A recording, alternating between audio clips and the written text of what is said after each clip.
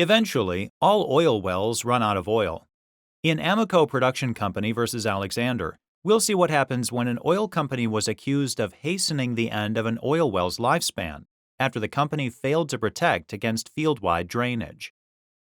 John Alexander leased oil rights in the Hastings oil field in Texas to Amoco. The lease had an implied covenant to protect against drainage, as part of the broader implied covenant to protect the leasehold. Hastings was a water-dry field, which meant that water would flood into the bottom of the reservoir as oil was extracted. The Hastings reservoir was sloped, so when oil was extracted from lower areas, known as downdip, water pushed the remaining oil into the upper areas of the reservoir, known as updip. Downdip wells would be impacted by this process first and would eventually become watered out and produce water instead of oil. Amoco's lease with Alexander was a downdip lease at a royalty rate of 1/6. However, Amoco also had updip leases with another party at lower royalty rates. Over time, the well on Alexander's property watered out. Alexander sued Amoco. Alexander claimed that Amoco purposely slowed its oil production at Alexander's downdip lease, while increasing production at Amoco's updip leases.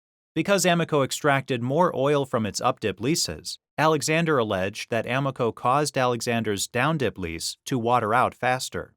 Alexander argued that Amoco breached the implied covenant to protect against drainage.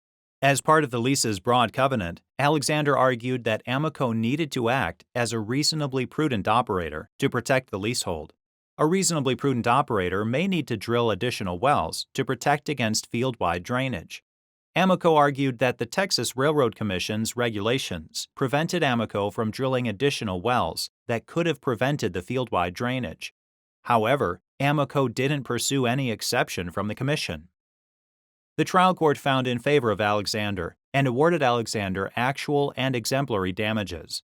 The court held that Amoco violated its duty to protect against field-wide drainage and that Amoco had a duty to apply for an exception from the commission. Amoco appealed. The Texas Court of Civil Appeals reformed and affirmed the trial court's judgment.